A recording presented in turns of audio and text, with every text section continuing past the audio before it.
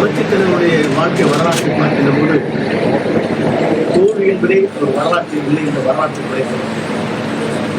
புரட்சித்தலைவர் அம்மா அவர்கள் ஒரு முறை தோல்வி ஏற்பட்டால் மறுமுறை வெற்றி என்ற இலக்கை சரித்திரம் காணுகின்ற அளவுக்கு உருவாக்குவது. அப்படிப்பட்ட நிலையிலே தான் அவரோடு தொடர்ந்து நாங்கள் பணியாற்றுகிற போது அவர் மறைவுக்கு பிறகு 4 ஆண்டு காலம் புரட்சித் தலைவி மறைவுக்கு பிறகு இயக்கத்தை வழிநடத்துவதற்காக அன்று திருமதி சசிகலா அவர்கள் எல்லோரையும் அழைத்து பேசி எல்லோருடைய கருத்துக்களை பகிர்ந்து என்னிடத்தில் அதற்காக 1 மணி நேரம் பேசியதற்கு பிறகு நானே அப்போது சொன்ன ஒரே கருத்து தான், எல்லோரும் ஒருங்கிணைந்து இருக்க வேண்டும். நாம் இருப்பது 122 பேர் தான், 11 பேர் வெளியே இருக்கிறார்கள். அந்த நிலை மாறிவிடக்கூடாது, சிறிய அளவு கூட நேர்ந்துவிடக்கூடாது என்ற நோக்கத்தோடு அன்று இவருக்காக பரிந்துரை கடிதத்தை எல்லோரிடத்தில் 30 பெண்கள் கத்திரிக்காளருக்கு படித்தோம் என்ற முறையிலே உங்களிடத்தை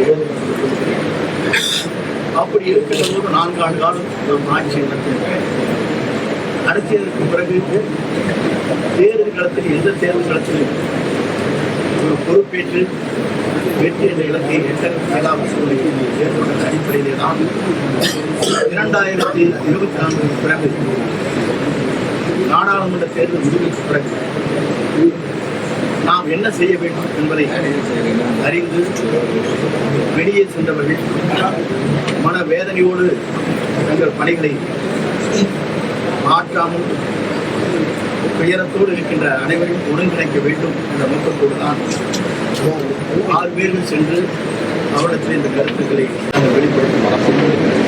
ஆனால் அந்த கருத்துக்கள் வெளிப்படுத்தியதற்கு பிறகு பத்திரிகையில் செய்திகள் எல்லாம் தொடர்ந்து 4 மாத காலம் 6 பேர் சந்தித்தார்கள், கருத்துக்களை சொன்னார்கள். அந்த கருத்துக்கள் என்ன என்பதை அவர் ஏற்றுக்கொள்ளவில்லை என்பதை கூட கருத்துக்கள் பரிமாறப்பட்டது.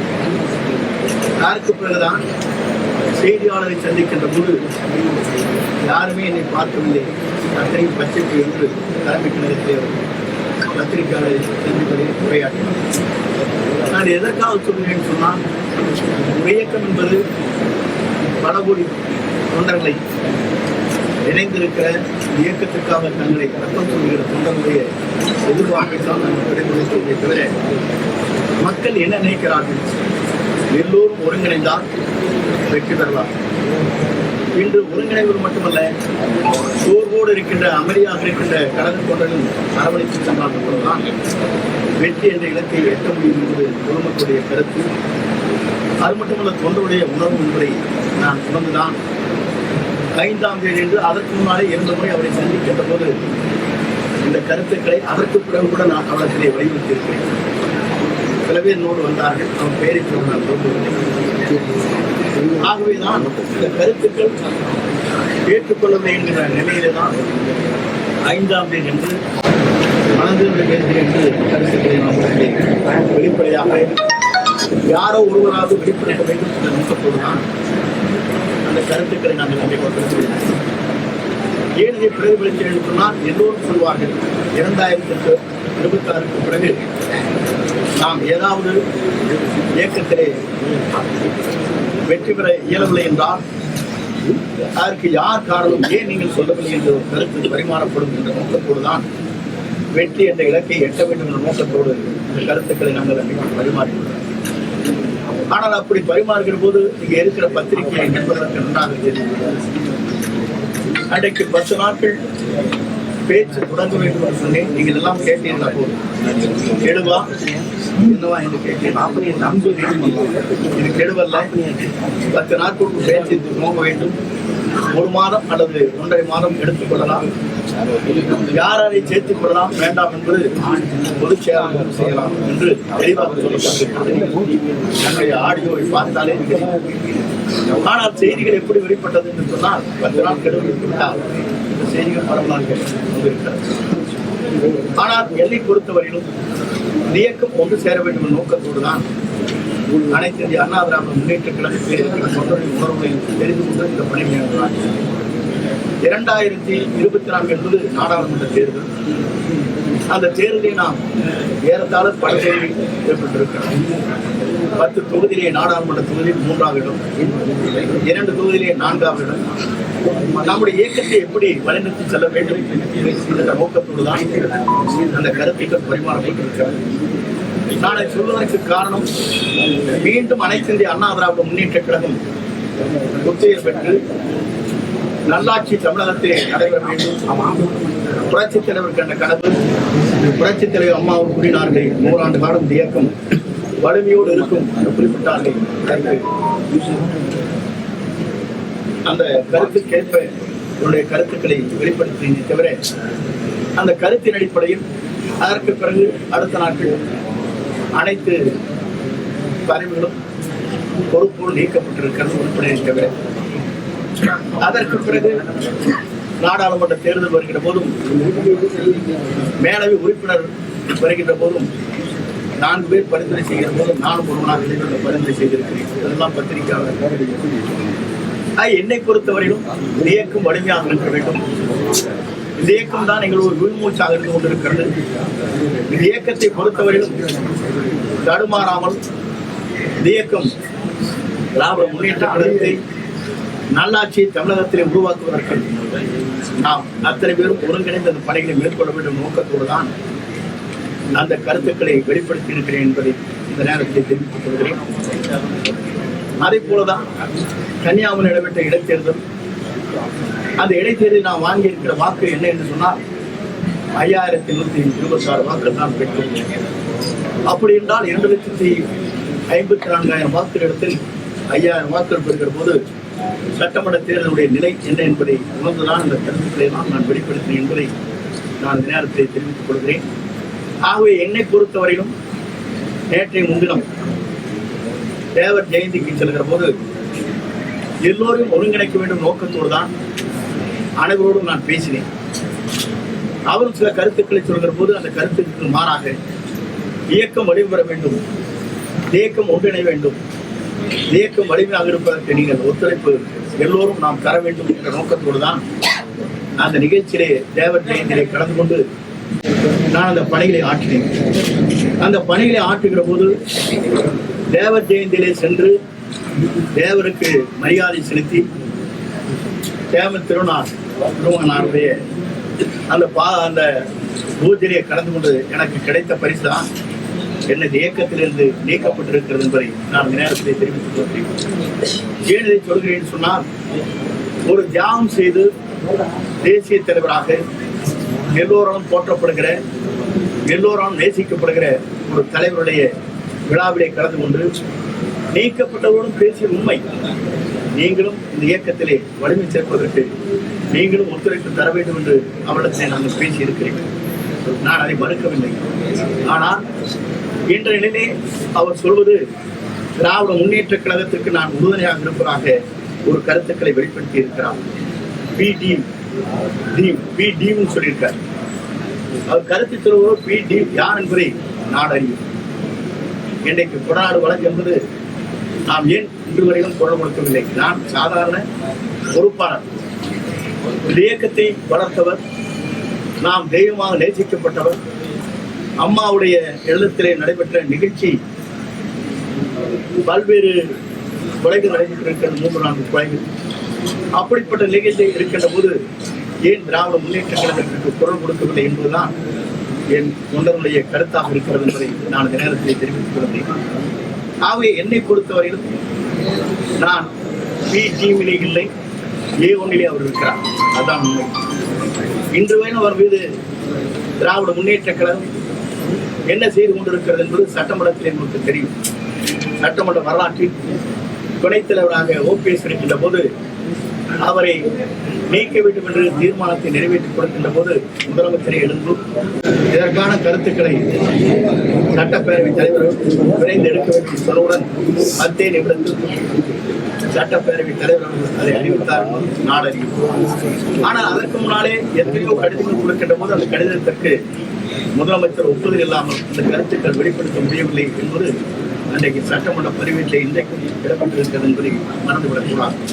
அவன் A1ஆக அவர் இருக்கிறான், B டீமாக நாங்கள் இல்லை, A1ஆகவே ஒரு செயல்பட்டுக் கொண்டிருக்கிறார் என்பதை நான் பதிவு செய்து கொள்கிறேன். அதே நேரத்தில் என்னை இயக்கத்திலிருந்து இன்று நீக்கப்பட்டிருக்கிறார் என்று சொன்னால் உண்மையிலேயே மன வேதனை அடைகிறேன், வருத்தப்படுகிறேன், கண்ணீர் சிந்துகிறேன். இந்த இயக்கத்திற்காக 53 ஆண்டுகள் நான் இந்த இயக்கத்திற்காக என்னை அர்ப்பணித்தவன். தலைவர் காலத்திலே முதலே செயலாளராக பணியாற்றியவன் 72. அப்படிப்பட்ட எனக்கு இது போன்ற தீர்ப்பு என்பது உண்மையிலேயே மன வேதனையை அளிக்கிறது என்பதை நான் இந்த நேரத்தை தெரிவித்துக் கொள்கிறேன். அதே நேரத்தில் என்னை பொறுத்தவரையும் அன்றைக்கு கருத்துக்கள் சொல்கிற போது உண்மையிலேயே என் மன வேதனை மட்டுமல்ல, கண்ணீர் சென்ற வேண்டிய சூழ்நிலையில் இன்று மனம் இன்றைக்கு உலாவி கொண்டிருக்கிறது. இரவு முழுவதும் நான் தூங்கவில்லை என்பதை நான் இந்த நேரத்தில் தெரிவித்துக் கொள்கிறேன். ஏனதை சொல்கிறேன் சொன்னால், ஒரு மனிதன் 53 ஆண்டு காலம் இவருக்கு முன்னாலே, இவர் பொறுப்பிற்கு வருவதற்கு முன்னாலே புரட்சித் தலைவரால் 72 77 80 84 வரையிலும் நான் சட்டமன்ற உறுப்பினராக, மாவட்ட செயலாளராக பல்வேறு பொறுப்பிலிருந்து பணியாற்றியிருக்கிறேன். ஆனால் இவர் எப்போது வந்தார் என்று சொன்னால் 89 தான் இடம்பெறுகிறார். அப்படி இடம்பெறுகின்றவர் எனக்கு ஒரு நோட்டீஸாக அனுப்பியிருக்க வேண்டும். ஒரு சீனியர் 3 முறை சட்டமன்ற உறுப்பினர் ஒரு கடிதத்தை அனுப்பி இதற்கு பதில் சொல்லுங்கள் என்று கேட்பதுதான் விதியின் அடிப்படையில் இருக்கிறது. அந்த விதியை மீறி அவருடைய சர்வாதிகார போக்கு என்று சொல்வார்களே, அதை போல யாரை வேண்டுமானால் தூக்கி எறியலாம் என்ற நிலையிலே அவர் இன்றைக்கு உருவாக்கி இருப்பது வேதனை அளிக்கக்கூடிய ஒன்றாக இருக்கிறது. விதிகளை பொறுத்தவரையிலும் புரட்சித் தலைவர் ஒன்றை கொண்டு வந்திருக்கிறார். 1975 ஆண்டு இறுதியில் கொண்டு வந்திருக்கிற விதி என்ன என்று சொன்னால், கழக தொண்டர்களால் பொதுச் செயலாளர் தேர்ந்தெடுக்கப்பட வேண்டும். இந்த விதியை மட்டும் யாராலும் மாற்றக்கூடாது என்று அந்த விதியை தெளிவாக 43 பக்க பேரா என்று சொல்வார்களே, அது பதிவு செய்யப்பட்டிருக்கிறது. இதையெல்லாம் நான் எதற்காக சொல்லி என்றால், தொண்டர்கள் உணவைத்தான் நாங்கள் வெளிப்படுத்தினேன் தவிர அந்த உணர்வுக்கேற்ப இன்றைக்கு என் மீது களங்கம் ஏற்படுத்தி என்னை கழகத்திலிருந்து நீக்கப்பட்டிருப்பது என்பது மிகவும் வேதனைக்குரிய ஒன்று, வருத்தத்திற்கு ஒன்று. அதே போல என்னை பொறுத்தவரையிலும் அந்தியூர் சட்டமன்ற தொகுதியிலே துரோகத்தை செய்துவிட்டார் என்று குறிப்பிட்டார். அதற்கான பதிலை அந்த சட்டமன்ற உறுப்பினராக போட்டியிட்டு இருக்கிற சண்முகனுடைய மகன் இங்கே வெளியிட இருக்கிறார்கள். அதற்கான ஆதாரங்கள் இங்கே இருக்கிறது. யார் இங்கே பேசினார்கள், அதற்கான வீடியோக்கள் இருக்கிறது. யார் அன்றைக்கு பொறுப்பில் இருந்தார்கள் என்று நீங்கள் எண்ணி பார்க்க வேண்டும். அதே நேரத்தில் 1989 நான் மாவட்ட செயலாளர் இருக்கின்ற போது 11 சட்டமன்ற தொகுதி இருக்கின்ற போது சேவல்புறாவிலே வெற்றி பெற்ற தொகுதி அந்தியூர் சட்டமன்ற தொகுதி என்பதை நீங்கள் மறந்துவிடக்கூடாது. ஆனால் அன்றைக்கு நான் பொறுப்பிலே இல்லை, முதலில் புரிந்து கொள்ள வேண்டும். என்னை குற்றம் சாட்டுவதற்கு முன்னாலே குற்றம் செய்தவர் யார், அந்த குற்றத்திற்கு உறுதுணையாக இருந்தவர் யார் என்பதை தெரிந்து அவர் பேசியிருக்க வேண்டும். அதை விட்டுவிட்டு குற்றம் செய்தவர்களுக்கே பதவியை கொடுத்து இன்றைக்கு அவரோடு வைத்துக் கொண்டிருக்கிற என்னை இன்றைக்கு எல்லோரும் அறிந்து ஒன்றாக இருக்கிறார். ஆகவே துரோகம் என்று சொல்வதற்கு நான் ஒன்றிலிருந்து இரண்டாக சொல்ல விரும்புகிறேன். முதலே நம்முடைய அன்றைய பொதுச் செயலாளராக இருந்த சின்னம்மா அவர்களை பதவி பெறுகிற போது எப்படி அந்த பதவி பெற்றார் என்பது நான் அறிந்தோம். அதற்கு பிறகு 18 பேர்கள் டிவியோடு வருகிறது முழு ஆதரவை தந்தன் அடிப்படையில் தான் 232 சட்டமன்ற உறுப்பினர்கள் அவர் வாபஸ் பெற்றதற்கு பிறகு நம்முடைய நிலை என்ன என்று சொன்னால், OPS அழைத்து 11 பேரையும் அழைத்து நாம் 11 பேரையும் அழைத்து நாம் நீங்கள் என்னோடு இருங்கள், என்னோடு பயணித்து உங்களுக்கு வேண்டிய அத்தனை பதவியும் தருகிறேன் சொல்லி ஒருங்கிணைப்பாளர் இணை ஒருங்கிணைப்பாளராக ஏற்றுக்கொண்டு பணிகளை மேற்கொண்டார்கள். என்னை குற்றம் சாட்டுவதற்கு முன்னால் அவர் தெரிந்து கொள்ள வேண்டிய ஒன்றே உள்ளதான். இன்றைக்கு அவருக்கும் அதே நிலை ஏற்பட்டிருக்கிறது. கழகத்தில் நீக்கப்பட்டிருக்கிறார்கள், ஒழுங்கு நடவடிக்கை எடுக்கப்பட்டிருக்கிறது. அதற்கு பிறகு நம்முடைய இயக்கத்தை 4 ஆண்டு காலம் கட்டிப்பிடித்து காப்பாற்றிய பாரதிய ஜனதா கட்சிக்கு என்ன நாம் முடிவு செய்தோம் என்று சொன்னால், 2024 தான் பாரத பிரதமரை தேர்ந்தெடுக்க வேண்டும் என்ற நிலையை தடுமாறிக்கொண்டிருக்கிற நேரத்தில் தமிழ்நாட்டில் ஒரு தடுமாற்றத்தை உருவாக்கி 2024 மட்டுமல்ல, 2026 மட்டுமல்ல, 2029 நாங்கள் கூட்டணி இல்லை என்று சொன்னவர் அவர் என்பதை நீங்கள் மறந்துவிடக்கூடாது. இதெல்லாம் எதற்காக சொல்கிறேன் சொன்னால், ஒவ்வொரு நாளும் ஒவ்வொரு பேச்சுக்களை பேசிக் கொண்டிருக்கிறேன் உங்களுக்கு நன்றாக தெரியும். கோவையிலுடைய பேசுகிறான், தஞ்சைக்கு சென்றால் ஒன்றை பேசுகிறான், அதற்கு பிறகு பண்டுட்டியில் ஒன்றை பேசுகிறான், சிவகங்கைக்கு சென்றால் ஒன்றை பேசுகிறான். அதுபோல ஒவ்வொரு இடத்திலும் பேசும் பேச்சுக்கள் மாற்றமாக இருக்கிறது என்பதை நாட்டு மக்கள் முன்கொண்டு இருக்கிறார் என்பதை இதெல்லாம் ஏன் இன்றைக்கு சொல்லி நீங்கள் கேட்கக்கூடும். நாம் பொறுப்பில் இருக்கின்ற போது எந்த வார்த்தையும் ஒரு கழகத்தை பற்றி நம்மால் விமர்சனம் செய்ய இயலாது. கொடநாட்டை பற்றி இப்போ சொல்கிறேன் என்று சொன்னால், கொடநாட்டை பற்றி சொல்வதற்கு தகுதி யாரிடத்தில் இருக்கிறதுனா பொதுச் செயலாளராக கழகத்தை வளர்த்த அவருடைய முன்னாள் முதலமைச்சராக இருக்கின்ற அவருக்கு மட்டும்தான் அந்த முழு உரிமை இருக்கிறதை தவிர கழகத்தில் இருக்கிற நிர்வாகிகள் யாருமே அந்த அறிக்கை விட்டு விட முடியாது. கழகத்தை மீறி அந்த அறிக்கை விடுகிற போது இதே கதிதான் எனக்கு வந்த கதியாக மற்றவர்களுக்கு ஏற்படும். ஆகவே யாரும் அதை சொல்லவில்லை.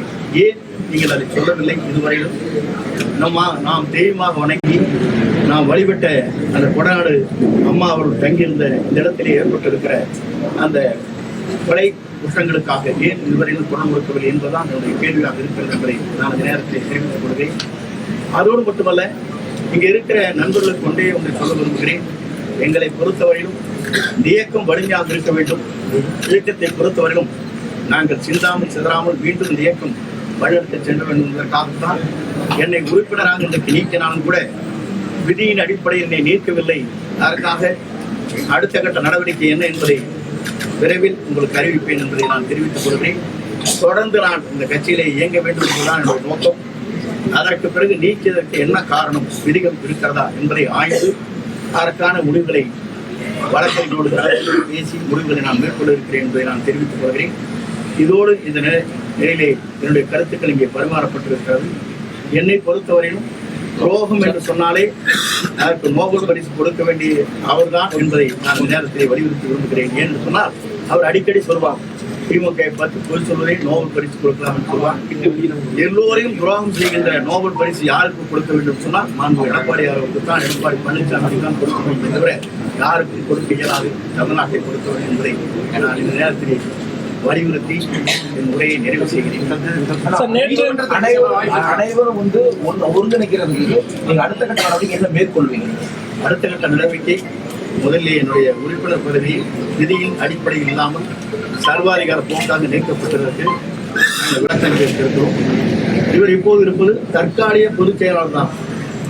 நிரந்தர பொதுச் செயலாளர் என்று இதுவரையிலும் தேர்தல் ஆணையம் அந்த ஆணையை பிறப்பிக்கவில்லை. அது தேர்தல் ஆணையத்திலே 6 பேர் நிலுவையில் இருக்கிறது.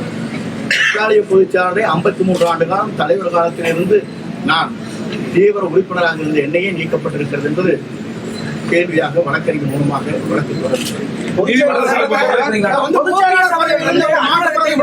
இரட்டலைக்காக நீதிமன்றத்தை நாடினாரு. அவர் மீண்டும் கட்சியில இணைக்கணும் அப்படின்னு கேட்பது நியாயமான? உங்க கட்சியில இப்ப ஓபிஎஸ் எல்லாம் கட்சியில சேர்த்துக்கணும் அப்படிங்கிற ஒரு குரல் எழுப்புறீங்க. அவர் கட்சி அலுவலகத்தை உடைச்சாரு. இது போன்ற கருத்துக்கள் நீங்கள் கேள்வியில் இந்திய உடத்தை சொல்ல விரும்புகிறேன். புரட்சித் தலைவர்கள் செல்வாக்கு யாராச்சும் இருக்காங்க தமிழ்நாட்டில் அரசியல் கட்சியில் புரட்சித் தலைவரோட செல்வாக்கு தலைவர் யாரும் கிடையாது. எஸ் அவர்கள் புரட்சித் தலைவரை பார்த்து ஊழல் குற்றம் செய்திருக்கிறார் என்று ஆளுநரிடத்திலே குற்றம் சாட்டியதற்கு பிறகு கூட அவர் இல்லத்திற்கு சென்று வாருங்கள் அண்ணா, என்னை அரவணைத்து செல்லுங்கள், இயக்கத்தை காப்பாற்றுவதற்கு அழைத்து சென்றவர். ஆகவே இந்த கருத்தெல்லாம் நீங்களும் மனவிட்டு யாரோ சொன்னதை வைத்துக் கொண்டு கேட்கக்கூடாது. அப்படிப்பட்ட தலைமை தான் எங்களிடத்தில் இருந்திருக்கிறது. உங்களுக்கு நன்றாக தெரியும், காளிமுத்து என்ன ஊழலுக்கு செய்தார், வளர்மதி என்ன ஊழலுக்கு செய்தார், எவ்வளவு கேவலமான வார்த்தையை அம்மா இடத்தில் பேசினார். அவர்களெல்லாம் அங்கீகாரம் கொடுக்கப்படவில்லையா? அந்த அங்கீகாரத்தை கொடுத்த காரணத்தின் அடிப்படையிலே தான் அந்த 2 தெய்வங்களும் இன்றைக்கு நம்மை வாழ வைத்துக் கொண்டிருக்கிறது என்பதை நான் நேரத்தில் நேற்றைய தினம் திரு கே செங்கோட்டையன் அவர்கள் மீது ஒழுங்கு நடவடிக்கை எடுக்கப்பட்டிருக்கின்றது.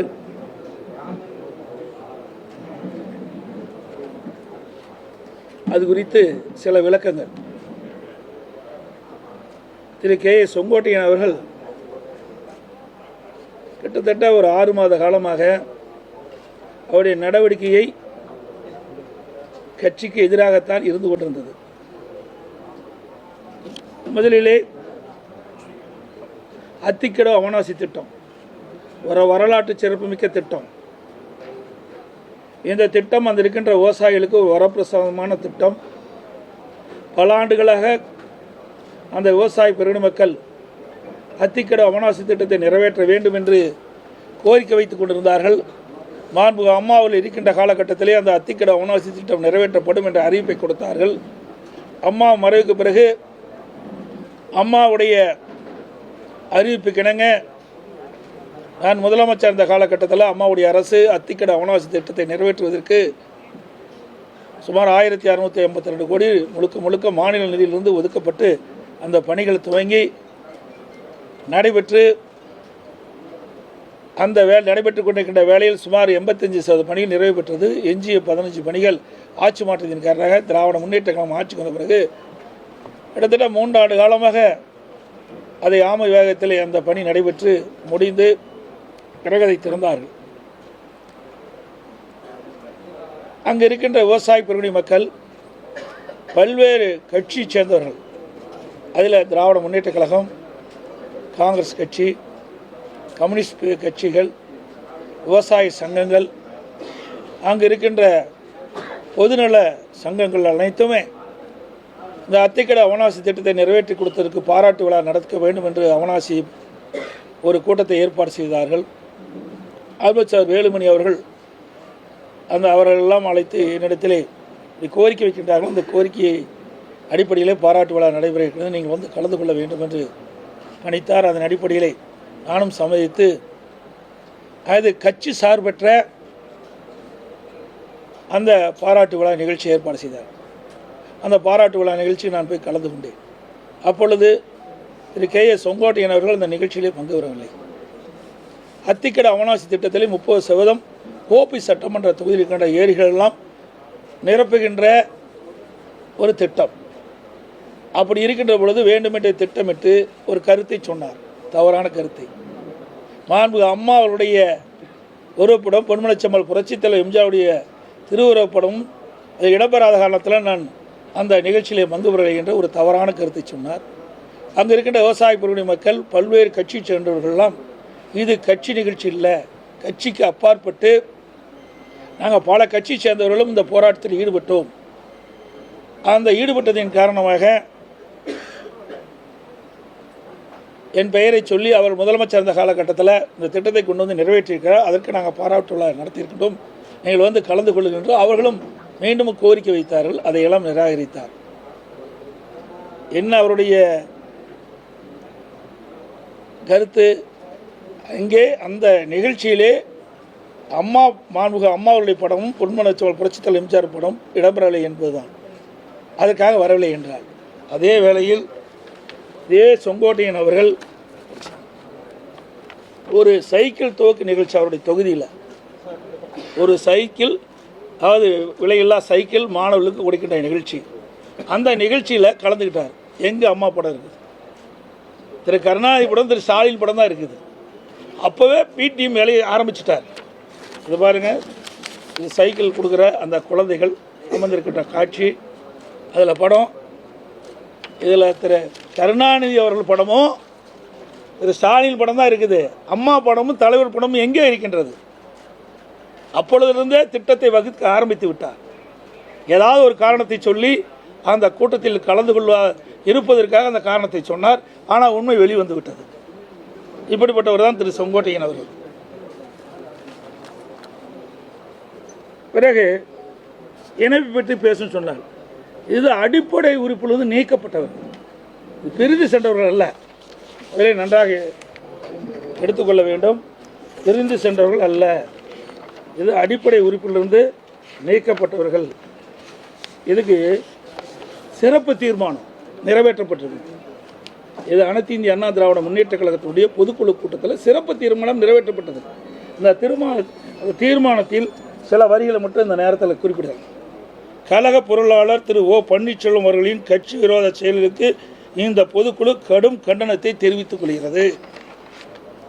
கழகத்தின் நன்மையை கருதி கழக சட்டத்திட்ட விதி 35 படி திரு O பன்னீர்செல்வம் அவர்களை உடனடியாக கழக பொருளாளர் பொறுப்பு, கழக அடிப்படை உறுப்பினர் உள்ளிட்ட அனைத்து பொறுப்புகளிலிருந்தும் நீக்கி வைப்பதோடு இன்று முதல் கழக உடன்பிறப்புகள் யாரும் திரு ஓ பன்னீர்செல்வம் அவர்களுடன் எவ்வித தொடர்பும் வைத்துக் கொள்ளக்கூடாது என்று இந்த பொதுக்குழுவில் தீர்மானிக்கப்படுகிறது. அதுக்கு பிறகு கடைசியாக இன்னொரு 3-4 பேர்த்து எடுக்கிறாங்க. அதில் கடைசியாக கொடுக்குற பேராவில் கழக அடிப்படை உறுப்பினர் உள்ளிட்ட அனைத்து பொறுப்புகளில் இருந்தும் நீக்கி வைப்பதோடு இன்று முதல் கழக உடன்பிறப்புகள் யாரும் மேற்கொண்டவருடன் எவ்வித தொடர்பும் வைத்துக் கொள்ளக்கூடாது என்றும் இந்த பொதுக்குழுவில் தீர்மானம் நிறைவேற்றப்பட்டது. இது நான் சொல்லல, அனைத்து இந்திய அண்ணா திராவிட முன்னேற்ற கழகத்துடைய பொதுக்குழு தீர்மானம் நிறைவேற்றப்பட்டு அறிவிக்கப்பட்டிருக்கின்றது. கிட்டத்தட்ட 2500க்கும் மேற்பட்ட பொதுக்குழு உறுப்பினர்கள் ஒன்று கூடி ஏகமனதாக நிறைவேற்றப்பட்ட தீர்மானம். அதற்கு எதிராக செயல்பட்டால் தலைமை என்ன முடிவு எடுக்கும்?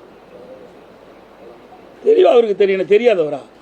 53 ஆண்டு காலம் கட்சியில் இருக்குன்னு பேட்டி கொடுக்குறாரு, பல முறை சட்டமன்ற உறுப்பினராக இருந்திருக்காரு, அமைச்சராக இருந்திருக்கிறாரு, தலைமையில் பொறுப்பு வச்சிருக்காரு. அப்படிப்பட்டவருக்கு எதுவும் தெரியாது கிடையாது. ஒரு பொதுக்குழு எடுக்கின்ற முடிவு இறுதியான முடிவு. அந்த பொதுக்குழு எடுக்கின்ற முடிவுக்கு கட்டுப்பட்டு தான் அனைவரும் செயல்பட வேண்டும். அந்த அடிப்படையில் தான் இன்றைய தினம் பொதுக்குழு எடுக்கப்பட்ட முடிவின்படி அடிப்படை உறுப்பினரிலிருந்து நீக்கப்பட்டவரோடு இணைந்து செயல்படுவோம் என்று அறிவித்தால் தலைமை இன்றைக்கு நடவடிக்கை எடுக்கப்பட்டது. இது ஏதோ நான் எடுத்த நடவடிக்கை மாதிரி எண்ணக்கூடாது. இது மூத்த தலைவரோடு கலந்து பேசி சட்டத்திட்ட விதிகளின்படி தான் இந்த நடவடிக்கை எடுக்கப்பட்டது என்பதை தெரிவித்துக் கொள்கிறேன். அதோட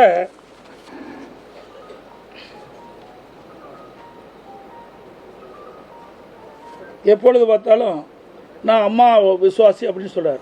அம்மா விசுவாசியாக இருந்தால் ஏன் அமைச்சராக இருக்கும்போதே அமைச்சரை பதவியிலேருந்து விடுவிக்கிறாங்க? அம்மா அமைச்சர் இருக்கும்போது விடுவிச்சுட்டாங்க. நான் அமைச்சராக முதலமைச்சர் ஆகும்போது தான் என்னுடைய அமைச்சரவையில் இடம் கொடுத்தேன். நாங்கள் எழுதி கொடுத்து கையெழுத்து போட்ட பிறகு தான் கவர்னர் அதை அனுபவித்து அவரில் அந்த அமைச்சர் வாய்ப்பு கிடைக்கப்பட்டிருக்கு. இதோட மாவட்ட செயலாளராகவும் அம்மா இருக்கும்போதே எடுத்துட்டாங்க. பிறகு நாங்கள் இருக்கின்ற பொழுது தான் பொறுப்பு இருக்கும்போது அவருக்கு அந்த பதவி கொடுத்தோம்.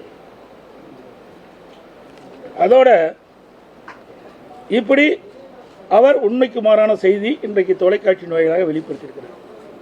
இன்னொன்னு சொல்கிறாரு, இது ஏற்கனவே அறிவிக்கப்பட்டது உண்டு. டிடிவி தினகரன் நீங்கள் பார்த்தீங்கன்னா 10 ஆண்டுக்கு முன்பாகவே அம்மா இதை வெளியிட்டிருக்கிறாங்க. அதாவது 19/12/2011 அன்று அடிப்படை உறுப்பிலிருந்து நீக்கப்பட்டவர் திரு டிடிவி தினகரன் அவர்கள் அனைத்து இந்திய அண்ணா திராவிட முன்னேற்ற கழகத்துடைய அடிப்படை உறுப்பிலிருந்து நீக்கப்பட்டவர்.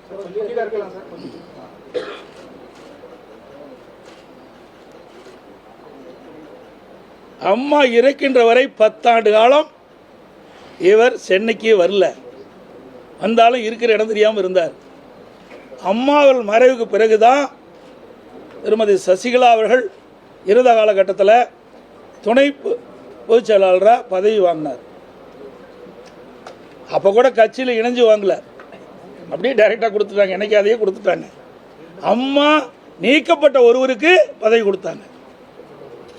இவர் அப்பொழுதே அம்மா இருக்கின்ற பொழுதே கட்சி விரோத செயலில் ஈடுபட்ட காரணத்தினால தான் அனைத்து இந்திய அண்ணா திராவிட முன்னேற்ற கழகத்திலிருந்து இதயம் புரட்சி தலைவி அம்மா அவர்கள் ஒழுங்கு நடவடிக்கை எடுத்து அனைத்து இந்திய அண்ணா திராவிட முன்னேற்ற கழக அடிப்படை உறுப்பிலிருந்து நீக்கப்பட்டவர் டிடிவி தினகரன் அவர்கள்.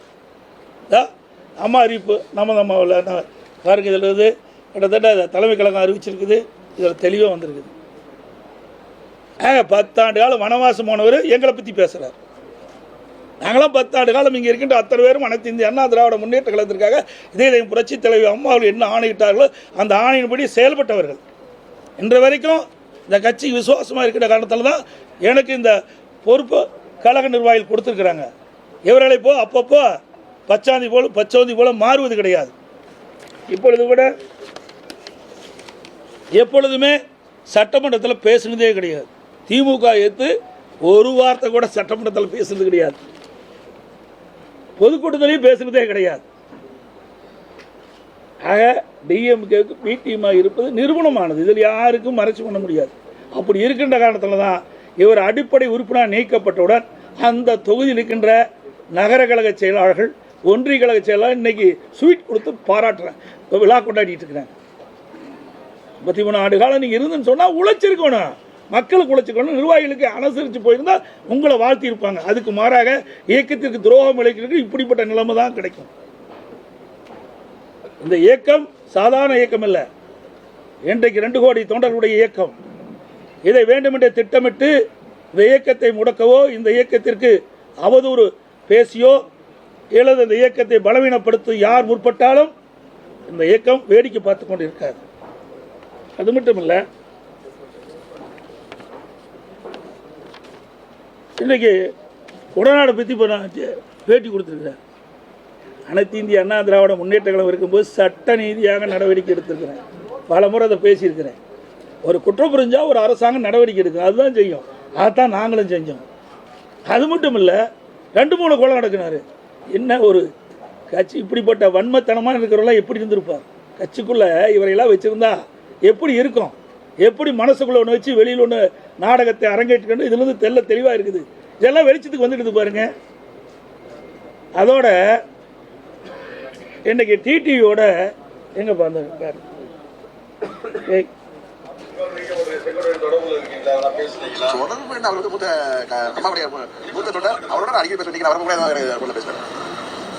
பாருங்க, டிடியோட அடிக்கடி பேசிட்டு இருக்கேன். அது எனக்கு அதை பற்றி தெரியாது. அது அதிமுக, நான் அம்மா மக்கள் முன்னேற்ற கழகம். நீங்க அதை பற்றி கேட்டால் என்ன பண்ண முடியும்? அம்மா அவர்கள் தொண்டர்கள் அனைவரையும் ஒன்றிணைக்கின்ற முயற்சியாக இன்றைக்கு அண்ணன் செங்கோட்டையன் அவர்களும் அண்ணன் OPS அவர்களும் எங்களோடு கரம் கோர்த்து தேர்தலில் நாங்கள் எங்கள் பணியை ஆற்ற இருக்கிறோம். அடுத்து இப்படி அதிமுக தலைமைக்கு விரோதமாக செயல்பட்டால் நாங்கள் தலைமை கழகம் வேடிக்கை பார்த்து கொண்டிருப்பார். இவரெல்லாம் நீக்கப்பட்டவர்கள். அதோட முதல் அவர் பேசுங்க. என்ன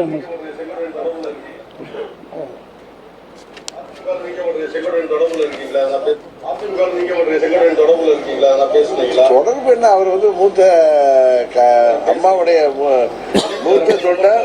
அவரோட நான் அடிக்கடி பேசுவேன். இன்னைக்கு நான் வரப்போ கூட ஏதோ எனக்கு போன்ல பேசுறாரு. பாத்தீங்களா, இப்படிப்பட்டவர்களை எப்படி இந்த இயக்க விசுவாசமா இருக்குன்னு சொல்ல முடியும்? இப்படி துரோக செயலாம் இப்படி இருக்குது.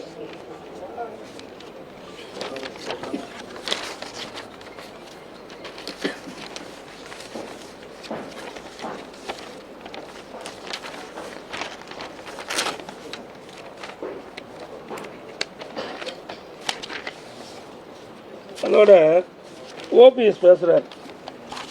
என்ன, அவர் நம்பிக்கைக்கு ஒரு தீர்மானம் வந்தது. அம்மா மறைவுக்கு பிறகு அதை நம்பிக்கைக்கு ஒரு முதலமைச்சராக தேர்ந்தெடுக்கப்பட்ட பிறகு சட்டமன்றத்தில் பெரும்பான்மை நிரூபிக்கணும். அப்போ வந்தபோது எதிர்த்து ஓட்டு போட்டவர் தான் OPS. இவராக விசுவாசமாக இருக்கிறார். சிந்திச்சு பாருங்க, இவர்களாம் யார்? இந்த இயக்கத்துக்கு துரோகம் விளைக்கின்றவர்கள். இதெல்லாம் வெட்ட வெளிச்சத்துக்கு வந்துட்டது. அதோட பிறகு எங்களோட இணைன்னு சொன்னாங்க. எல்லா கழக நிர்வாகிகளும் இந்த கருத்தை சொன்னாங்க. சரி, இணைந்து செயல்படலாம் என்று நாங்கள் இணைந்து செயல்பட்டோம். ஒருங்கிணைப்பாளர் பொறுப்பே கொடுத்தோம். அப்படிப்பட்ட நிலையிலையும் உண்மையாக செய்யலை. அதுக்கு மாறா செயல்பட்டார். பிறகு அதிமுகவுடைய தலைமை கட்சி அளவில் ராயப்பட்டிருக்கு. அங்கே பல ஆட்களோட அழைச்சிட்டு போய் அந்த கட்சி அலுவலகத்தை அடித்து நொறுக்கினார். எல்லா தொலைக்காட்சியிலையும் வந்துருக்குது. இன்றைக்கி வழக்கு பதிவு செய்யப்பட்டு இன்றைக்கு வழக்கு இருக்குது. இப்படிப்பட்டவர்கள் இப்படி இந்த இயக்கத்துக்கு உண்மையாக இருப்பாங்க. ஒரு கட்சியிலிருந்து பிரச்சனை வந்தால் ரைட்டு. அம்மா இருக்கின்ற பிரச்சனை வந்தது. ஆனால் அம்மா வெளியில் தான் மறியல் செஞ்சாங்க, போய் உடைக்கலை. ஆக இவர்கள் தனக்கு பதவி இல்லை என்றால் எந்த நிலைக்கும் போவார் என்பது இதிலிருந்து வெட்ட வெளிச்சமாகிறது. அதோட அண்மையில் திரு OPS அவர்களும் அவருடைய மகன் முன்னாள் MP அவர்களும் இன்றைக்கி திரு ஸ்டாலின் அவர்களை சந்தித்து பூக்கொத்து கொடுத்து பேசுகிறாங்க. எல்லா தொலைக்காட்சியில் இருந்திருக்கு. அம்மா இருந்தால் இப்படி செயல்பாட்டில் இடங்குவாங்களா? அதோட இப்போ ஒரு 4 நாளைக்கு முந்தி திமுக ஆட்சிக்கு வருவதற்கு வாய்ப்பு இருக்குதுன்னு சொல்கிறேன். இவர்களெல்லாம் இணைக்க வேண்டும் என்று சொன்னால் எப்படி இணைக்க முடியும்? இவரெல்லாம் அதிமுக ஆட்சிக்கு வருவதற்காக இவரெல்லாம் இணைக்க சொல்லல. திமுகவை மறைமுகமாக ஆதரித்து திமுக ஆட்சியில் அமர்த்த வேண்டும் என்று திட்டமிட்டவர்கள் இன்றையெல்லாம் வெளிப்படையாக வெளியில் வந்துட்டது. அதே போல திரு டிடிவி அவர்கள், நான் ஏற்கனவே சொன்னேன், அந்த ஏற்கனவே இவர் அடிப்படை உறுப்பிலிருந்து நீக்கப்பட்டவர். இவர் எங்கள் கட்சி பற்றி பேசுவதற்கு எந்த தகுதியும் அருகதையும் கிடையாது. இது அம்மாவால் நீக்கப்பட்டவர். இப்படி எப்படி போய் அம்மா உனக்கு அம்மாவுக்கு நல்லா செஞ்சுருந்தா அம்மா உன்னை ஆதரிச்சிருப்பாங்கள? இல்லை அம்மா கட்சியில் வச்சிருப்பா, உறுப்பினராக கூட வச்சுக்கல. அடிப்படை உறுப்பிலிருந்து நீக்கப்பட்டவர்னு சொன்னால் இவர் எப்படிப்பட்டவர் என்பதை நாம் உணர வேண்டும்.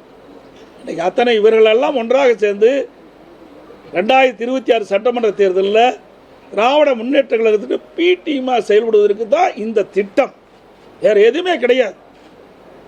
அதோட அதிமுக ஆட்சி இருக்கின்றது. அம்மா அவர்கள் ரத்தம் சிந்தி ஆட்சி அமைச்சு கொடுத்தாங்க 2016. அந்த ஆட்சி கவிழ்ப்பதற்கு 18 எம்எல்ஏக்களை இன்றைக்கு கட்சியிலிருந்து அதை வெளியேறி அழைத்திட்டு போன இந்த டிடிவி, இவர் எப்படி இந்த இயக்கத்துக்கு விசுவாசமாக இருப்பார்? இப்படி இந்த இயக்கத்திற்கு துரோகம் செய்வர்கள் அவர்கள்தான் இன்றைக்கு அடையாளம் காட்டப்பட்ட என்பதை நேரத்தில் குறிப்பிட விரும்புகிறேன்.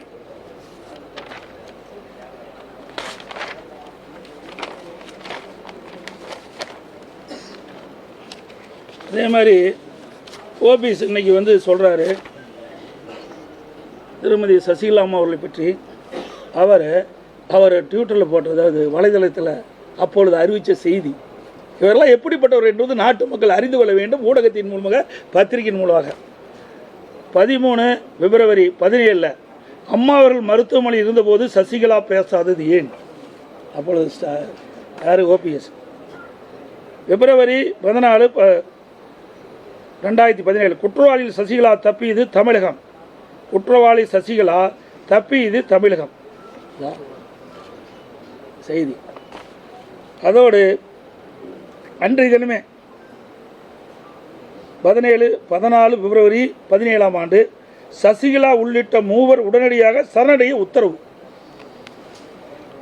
அப்புறம் மார்ச் 3 2017 உயிருடன் இருக்கும் வரை சசிகலா உறவினர்கள் கட்சியில் அனுமதிக்க மாட்டேன் என மாண்பு அம்மாள் கூறினார். இவர்கள் தான் ஒட்டுக்க சேர்ந்திருக்கிறாங்க. இப்படி சந்தர்ப்ப சூழ்நிலைக்கு தக்கவாறு தங்களை மாற்றிக்கொள்வதுதான் இவர்கள். இந்த இயக்கத்திற்கு விசுவாசமாக இருந்தது கிடையாது, அவர்களுக்குள் விசுவாசமாக இருந்தது கிடையாது. இப்படிப்பட்ட துரோக செயலில் ஈடுபட்டவர்கள் தான் இன்றைக்கு கட்சியிலிருந்து வெளியேற்றப்பட்டிருக்க என்பதை தெரிவித்துக் கொள்கிறேன். தனக்கு 2 முறை அரிய வாய்ப்பு கிடைக்கும். இந்த கட்சி கட்டுக்கோப்போடு இருக்கணும் அப்படின்றதுக்காக தான் அந்த வாய்ப்புகளை எல்லாம் நான் விட்டு கொடுத்துருக்கேன். எப்போ 2 முறை வந்தது? அம்மாவே பதவி பொறிச்சிட்டாங்களே. அம்மாவே 2015 நினைக்கிறேன். அவர் 14 அவரை வைத்த அந்த அமைச்சர் பதவியை விடுவிச்சிட்டாங்களே.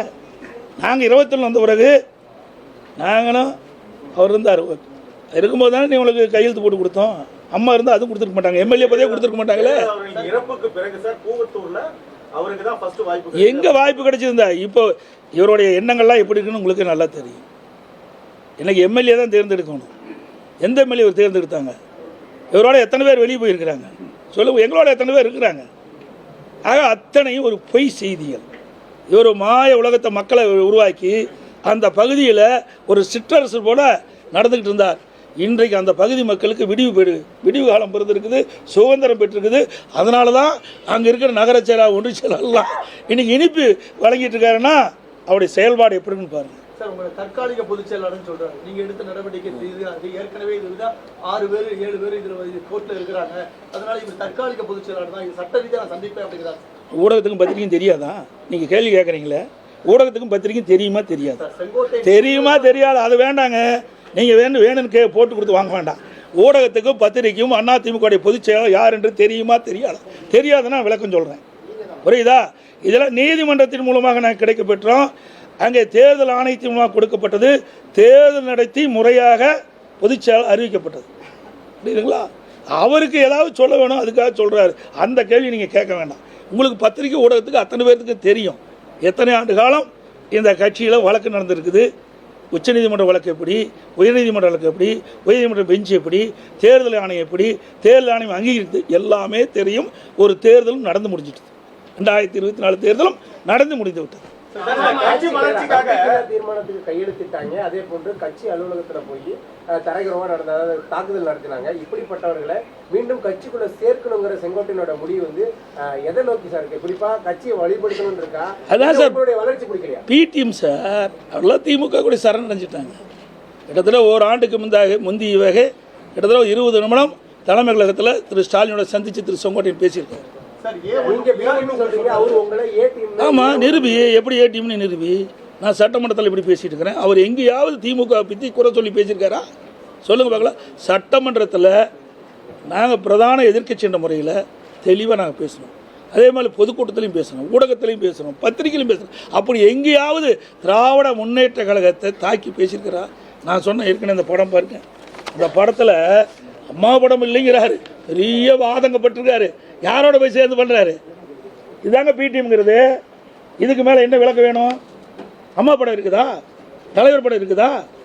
அப்போ யாரோட இணைந்து பணியாற்றி கொண்டு இருக்கிறா என்று ஊடக நபர்களும் பத்திரிகையும் தெளிவாக தெரியும்.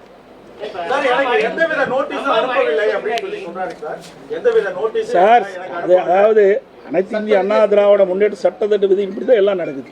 அது இவருக்கு தெரியாதா? இவர் எத்தனை பேர்த்து நீக்கிறதுக்கு எழுதி கொடுத்து நீக்கணும் சார்? அதெல்லாம் வேண்டாம். இல்லை, அது மட்டும் இல்லை. இன்னொன்று, இப்போ நான் டிவியில் அவர் பேட்டி கொடுக்கும்போது பார்த்தேன், கெடு விதிக்கலன்னு சொன்னார். செல்ஃபோனை கூட இதற்கு ஒரு காலக்கெடு வைத்திருக்கிறேன். அப்படி நடக்கவில்லை என்று சொன்னால் இந்த மனநிலை இருக்கின்றவர்களை ஒருங்கிணைத்து அதை வெற்றிகரமாக முடிப்பதற்கு நாங்கள் அனைவரும் முயற்சி. இது யார் போய் பேசுறா, யார் உண்மை பேசுறான்னு ஊடக பத்திரிகை தெரிஞ்சுக்கணும். ஒவ்வொரு செயல்பாடும் கிட்டத்தட்ட ஒரு ஆண்டு காலமாக சரியில்லாமல் ஒரு சூழ்நிலை தான் பார்த்துக்கிட்டோம். அதெல்லாம் நாங்கள் அனுசரிச்சுட்டு தான் அந்த மோத்துவோம். இறுதியாக இன்றைக்கு கட்சி விரோத செயல் ஈடுபட்ட காரணத்தினால தான் இப்படிப்பட்ட சூழ்நிலை ஏற்பட்டது. பிளே ஸ்டோர் மற்றும் ஆப் ஸ்டோரில் இருந்து பாலிமர் செயலியை QR கோடு மூலம் பதிவிறக்கம் செய்யுங்கள். செய்திகளை உடனுக்குடன் பெறுங்கள்.